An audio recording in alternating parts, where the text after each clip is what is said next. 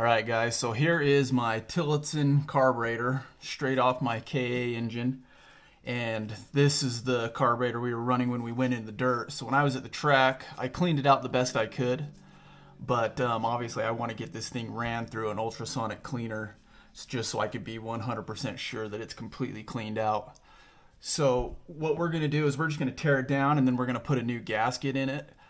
I like to do gaskets probably more often than most. You definitely could go a couple races on the same gasket if you choose to, but I'll show you what I would do if I wasn't going to change my gasket in between each race weekend. So you're going to need a couple tools. You're going to need a little 3 Allen. You're going to need a 20 Torx bit, and then just a flat blade screwdriver. So if I wasn't going to change my gasket after every race, essentially all I would do is I would pull the fuel line out of the carburetor, and then I would just go ahead and I'd pull my jets out, because as soon as you pull these jets out, a bunch of fuel is going to come leaking out, and if you're just going to let it sit in between races, you're going to want it sitting without fuel in there, because the oil will settle and it'll gum your carburetor all up. So I'll just go ahead and pull out both the jets.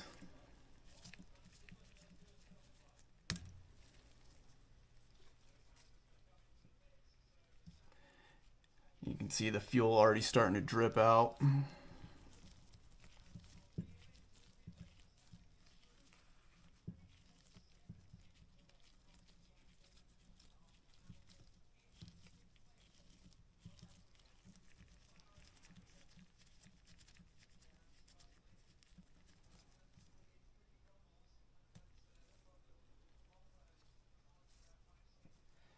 Alright, so once I would get both jets out, I'd go ahead and I'd grab my pop-off tester, and I'm going to pump this up, and what that's going to do is it's going to pop the carb, and then a ton more fuel is going to come running out of here.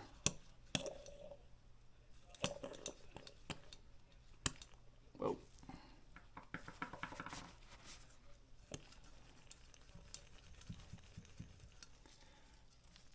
Alright, just to get as much fuel out of there as possible. So from there, I would just go ahead, I'd put my jets back in, and then just call it good until next race. But we're going to go ahead and pull this completely apart and put a new gasket kit in there.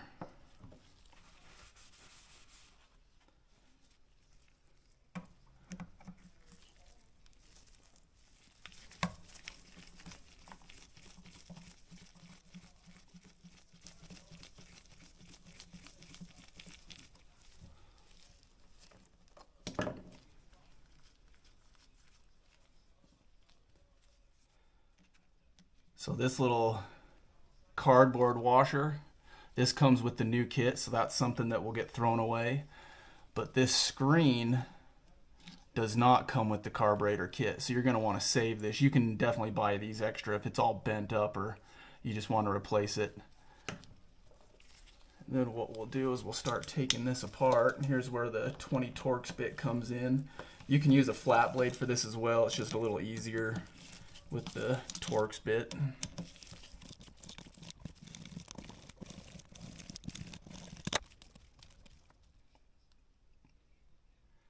The carb body has 2 pieces, so this is the top piece.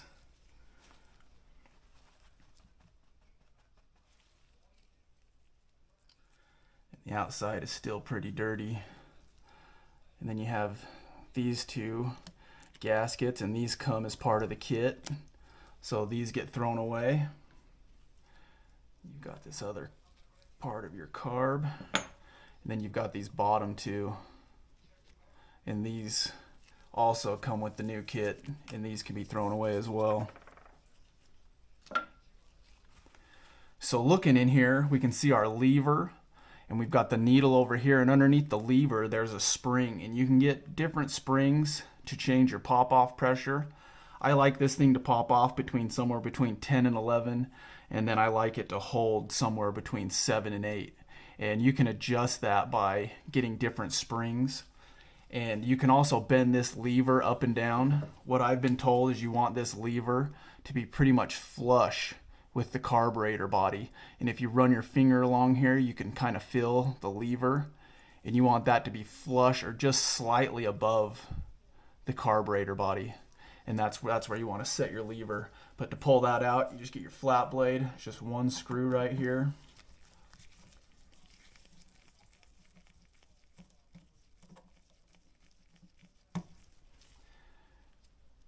You can pull your lever out, the arm. Make sure you don't lose your spring.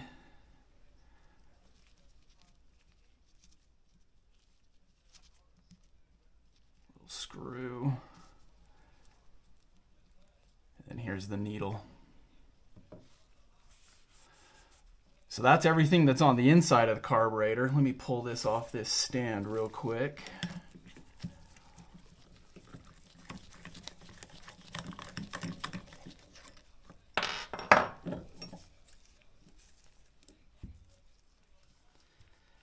Back here we've got another screw that we're going to want to remove. This is for the little butterfly inside the carburetor.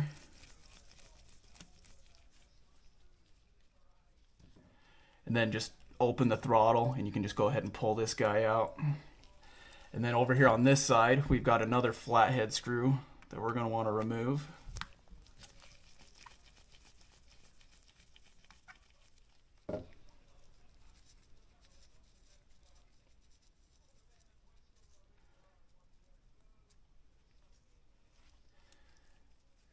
Remove this little clamp that holds that back, and then from here we can pull this guy out.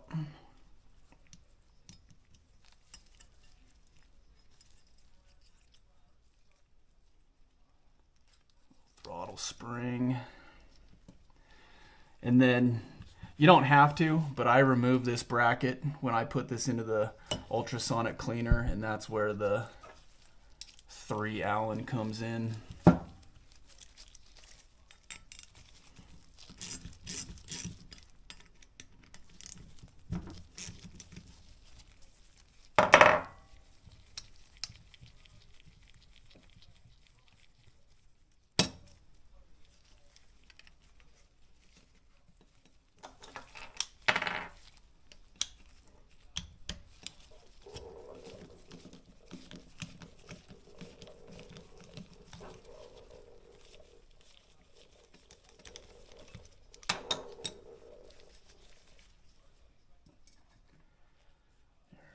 One last thing is there's 2 little rubber O-rings in here that we're going to want to get pulled out real quick.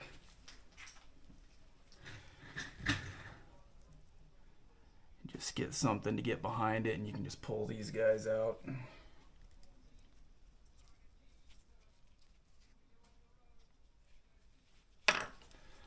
that's it, guys.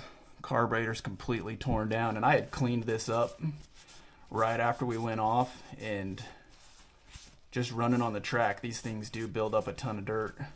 So I would highly recommend cleaning these things after every race weekend, putting in a new gasket if you can do it.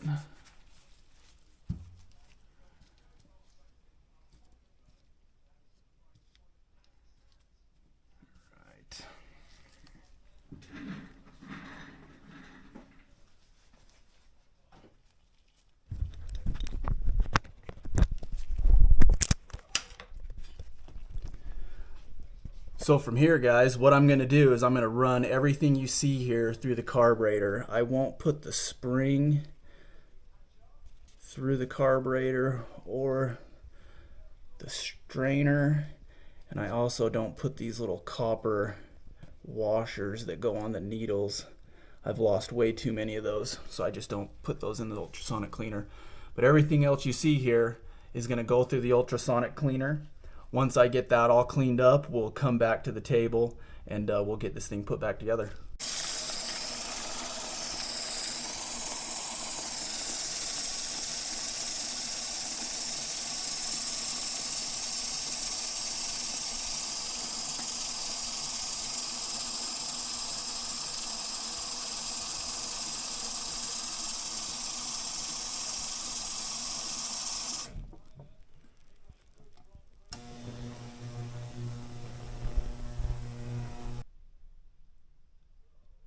So here's all the parts fresh out of the ultrasonic cleaner, and I've got to mention that I never knew how much I would need an ultrasonic cleaner until I got one. I just wish mine was a little bigger so I could throw the case halves of an engine in there, but I use it for absolutely everything.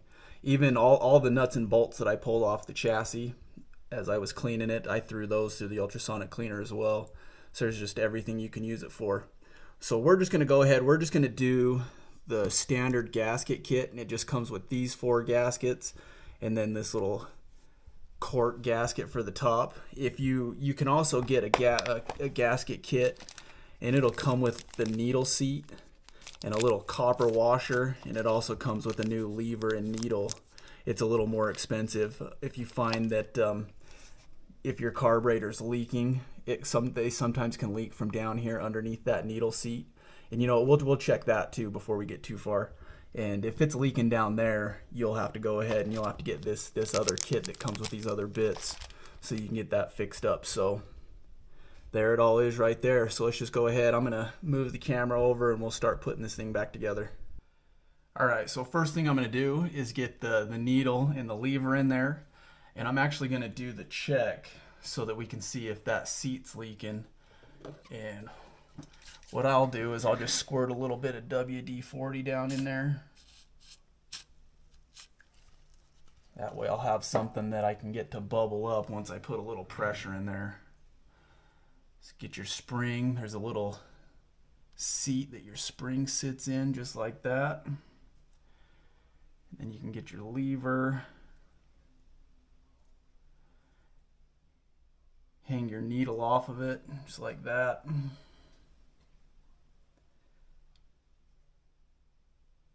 We'll just kind of set the whole assembly in there. And there's like a little dimple on the underside of the lever that the spring sits into.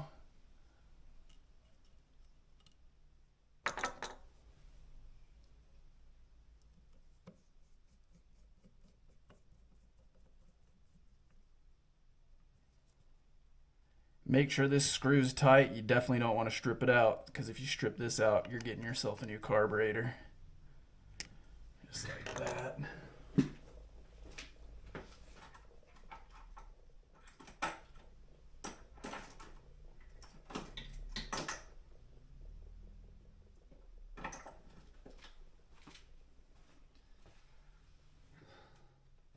So Tillotson makes this tool that you're supposed to use for this. For whatever reason, when I put this in here, I can just never get it to pressurize. So I've got this other one. We'll try the Tillotson one first.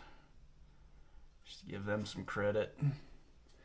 And what you'll do is you'll just put it right here and then feel a little bit of pressure and look down in there and see if you see any bubbles.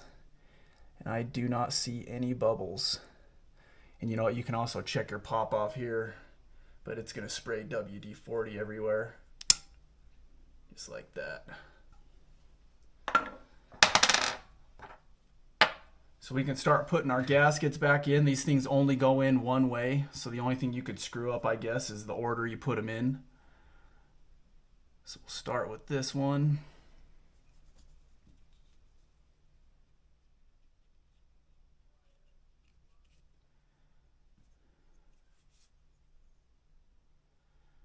This part of the carb body, and this gasket, and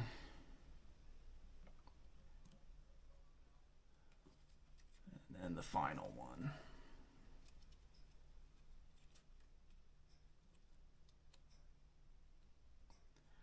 Just like that.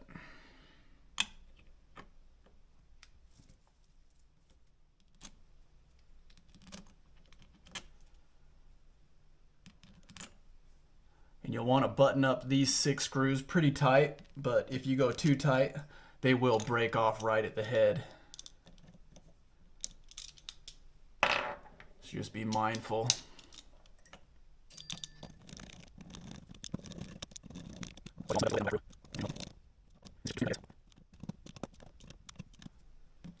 Good enough for my house. So we'll go ahead, we'll put our screen back in.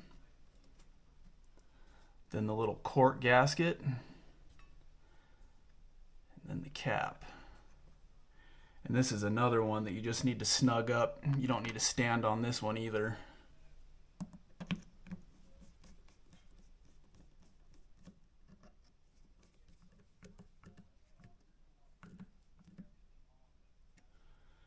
Just like that. Let's go ahead, let's get our little rubber O-rings into our needle seats. So these are kind of recessed back in there. So once I've got them started, I'll just grab the spring that goes around the needle and just use that to make sure they're all the way to the back. And then we can put our needles in. And you'll notice the needles are slightly different. The one that's got like a little thinner taper on it, that's going to be the low speed. And the one that's got the shorter taper is going to be your high speed.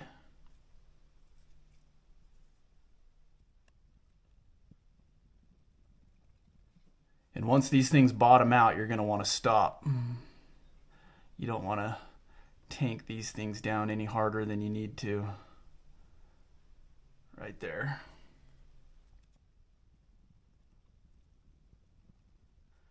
All right.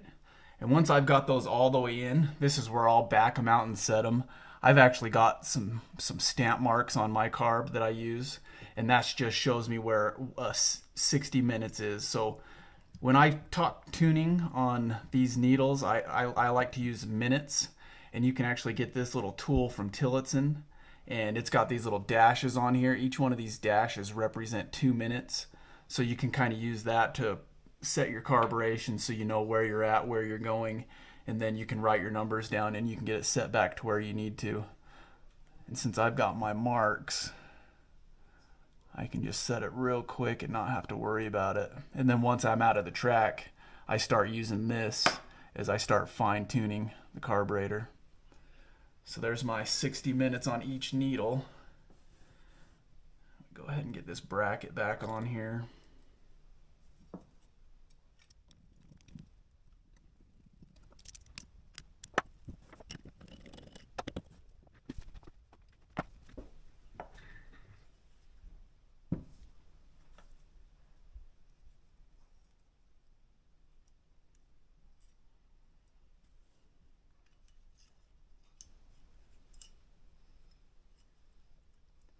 So you want to put this in, and the spring's got this little leg on it that actually props up on a little post back here. You want to get that set in place. Puts a little tension on the spring. Then come over to this side. We've got this little bracket that will slide up underneath it.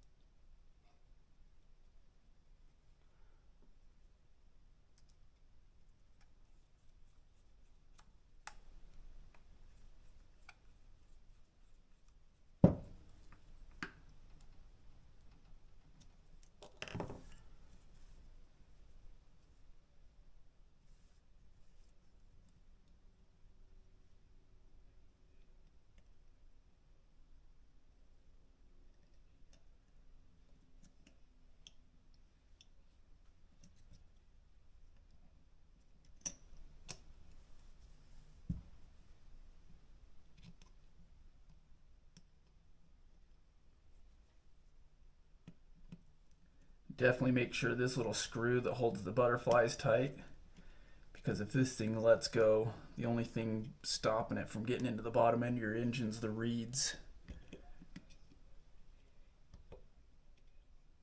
Just make sure she's nice and snug. So that's it right there, guys. Carb's essentially rebuilt.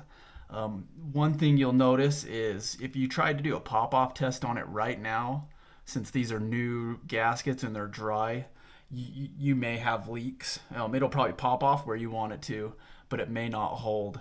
So go ahead, run it, get some gas through it, and then once you come off the track, you could go ahead and check your pop-off just to make sure you're good to go. But that's it right there, guys. That's completely rebuilt. So we should have no issues when we get back to the track. And something I forgot to show you guys real quick is this screw right here you use to adjust how far the butterfly opens, and you want it to open full throttle, but if you go past full throttle, it's essentially going to start closing it. So you want to make sure that it stops right at full throttle. And you can get this little gauge right here, and all you'll do is you'll open your throttle and you'll slide this in, and you'll want this gauge to sit flush with the carb body. That way you know you've got full throttle. And then what you can do is you can adjust this screw and back this screw in and out. So if you weren't getting full throttle, you could back this out. If you were going too far past, you could push that in. But you want, when you're holding this full throttle, you want to be able to slide this gauge in and out and have it flush with the carb body. You can eyeball it, I'm sure, but then you're just guessing. And I'm not a huge fan of guessing. That's why I picked this up, and it's like $9 just for that little bit of peace of mind. Slap it in there. That way you know you have full throttle. Okay guys, that's it. Carburetor maintenance is real simple. Something that you can easily keep up on. It's going to keep your engine running the way it needs to be, keep you at the front of the pack, and make your life at the track a lot easier. I'm going to go out on a limb and say 90-95% of your issues at the track is going to be carburation, dirty carburetor, too lean, too rich. Short of putting your cart through the dirt, you shouldn't have too many issues with how it runs. So appreciate you guys for watching. Plan your race your plan, have a good time at the track.